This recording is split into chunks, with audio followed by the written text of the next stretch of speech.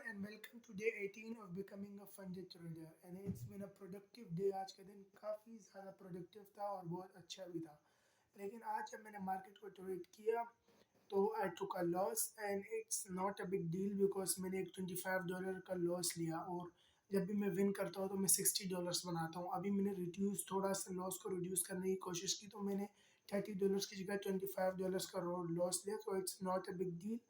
It's hurting my mindset a little bit, पर कोई बात नहीं क्योंकि मुझे समझना है कि losses are part of trading and they are going to happen. मुझे उनको एक्सेप्ट करना होगा चाहे कुछ भी हो जाए। I am playing a long term game and that's it.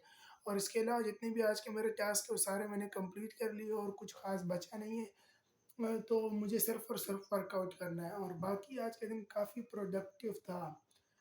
और मुझे लगता है कि मैं इतनी ज़्यादा मतलब आज मैंने काफ़ी काम किया है और बहुत ज़्यादा स्क्रीन के आगे मैं बैठा हुआ था। मतलब मैं टेस्टिंग वगैरह कर रहा था सुबह से ही और फिर रीडिंग और ये वो बहुत सारी चीज़ें करने की वजह से ना I was a bit tired. और अफ्तारी के बाद जब मैंने थोड़ा और कहीं काम था वो किया और वापसी आया, so I was not in a best state of mind. पर जो चार्ट पे ट्रेड फॉर्म हो रही थी मेरे हिसाब से वो ट्रेड वैलिड ही थी। इतनी ज़्यादा बेकार ट्रेड नहीं थी, अच्छी ट्रेड थी, नॉर्मल ट्रेड थी और सब कुछ जब फॉर्म हुआ तो मैंने वो ट्रेड ले ली। हाँ, मैं थोड़ी और कंफर्मेशन का वेट कर सकता था, शायद मैं उस लॉस को अवॉइड कर सकता था, बट बेसिकली मैंने ट्रेड ली और अगर मैंने उसमें लॉस भी कर दिया तो कोई बड़ी बात नहीं क्योंकि वो सिर्फ और सिर्फ $25 ही थे और मैं रिकवर कर सकता हूँ उनको, कोई बड़ी बात नहीं। अभी कल से मुझे क्या करना है, मुझे आज की जितनी भी अभी मैं थोड़ी मेडिटेशन करूँगा, थोड़ा वर्कआउट करूँगा, तो आज की जितने भी मेरे ये लॉस वगैरह हुआ है ना और एंड में जो थोड़ी गड़बड़ हुई है, तो मैं इसको रिव्यू तो कल करूँगा, जर्नल करूँगा, सही है, लेकिन फ़िलहाल मैं इसको लेट गो होने दूँगा। मतलब ये कि मैं इसको भूलने की कोशिश करूँगा और लॉस को अपने दिमाग से बिल्कुल हटा दूँगा जैसे कि कुछ हुआ ही नहीं।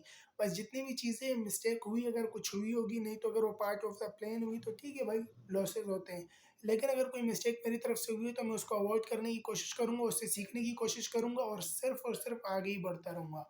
और इस लॉस को बिल्कुल हटा दूँगा। जब कल मैं ट्रेडिंग सेशन में आऊँगा तो मेरे को दिमाग में यही एक बात रखनी है कि ट्रेडिंग सेशन में जब मैं एंटर करूँ तो कोई फ़ज़ूल चीज़ मैं ना करूँ। मतलब फ़ज़ूल मेरे दे ऐसे कि अभी मैं लॉस की बैगेज अपने साथ ना लेके जाऊँ और अपनी प्रोसेस को इसकी वजह से ख़राब ना करूँ, अपना सारा टाइम वेस्ट ना करूँ और इस लॉस को जितना जल्दी हो सके अपने दिमाग से निकाल दूँ। Because it doesn't matter, losses are part of trading as it is.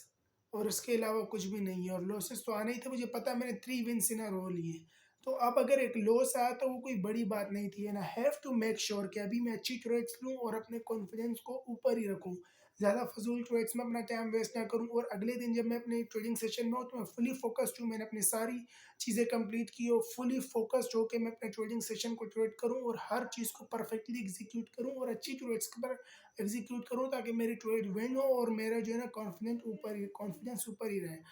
बाकी जो बात है लॉस की, इसको अब अपने भूल जाना है और बाकी इसके अलावा अपनी थोड़ी मेडिटेशन रहती है और अपने को करना है वर्कआउट और उसके अलावा सब कुछ ज़बरदस्त रहा आज। और this was day 19 and I will see you tomorrow. But उससे पहले एक ज़रूरी बात बता देता हूँ कि आज भी मैंने जब लेक्चर और पॉडकास्ट वगैरह वॉच किया, लेक्चर तो सिंपल था, टेक्निकल के रिलेटेड, वो तो मैंने वॉच किया।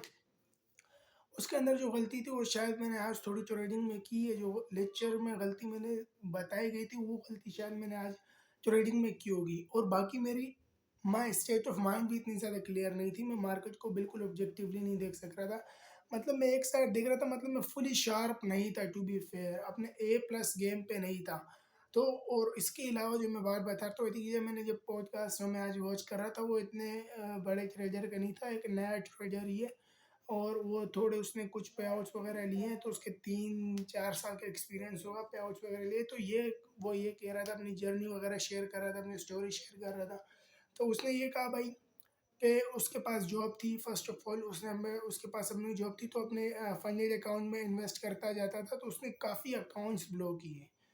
लाइक उसने बैक टू बैक काफ़ी अकाउंट्स ब्लॉक किए और उसकी स्ट्रेटेजी जब फुली क्रिएट नहीं हुई थी तब भी वो मार्केट को ट्रेड कर रहा था। तो आई वॉज लाइक ब्रो, हाँ देख अब इसके साथ पैसा था तो इसने काफ़ी अकाउंट्स ब्लॉक किए, हालांकि इसकी स्ट्रेटेजी पूरी तरह क्रिएट नहीं हुई।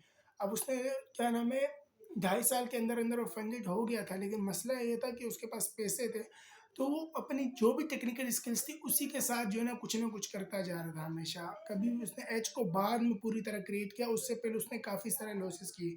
अब मेरी जर्नी उससे डिफरेंट है कि भाई मैं जो हूँ अपनी, मेरे पास पैसे नहीं थे अकाउंट्स के लिए, तो मैंने अपने सिर्फ टेक्निकल पे फोकस किया, बहुत ज़्यादा ध्यान लगा। हाँ, मैं फंडित नहीं हुआ, लेकिन मैंने बहुत ज़्यादा अकाउंट्स ब्लो नहीं किए और मैं कंसिस्टेंसी की तरफ आया। तो मैं ये कहना चाहता हूँ कि हर किसी ट्रेडर की जर्नी डिफरेंट होती है, हर ट्रेडर अलग होता है, और अपनी जर्नी को किसी और के साथ कंपेयर करना बिल्कुल एक बेवकूफ़ी की बात है, क्योंकि अगर तुम किसी और के साथ अपनी जर्नी को कंपेयर करोगे, इट्स नॉट फेयर। अब फेयर इसलिए नहीं कि तुम्हारे सर्कमस्टेंसेस डिफरेंट है, जो तुम्हारे सामने बंदा बैठा हुआ ट्रेडर है जो भी, उसके सर्कमस्टेंसेस डिफरेंट है। अगर तुम उसके साथ अपनी जर्नी को कंपेयर कर रहे हो, तो तुम्हें भी उसके सर्कमस्टेंसेस में होना चाहिए, फिर तुम कर सको। और हर कोई बंदा अलग ही होता है।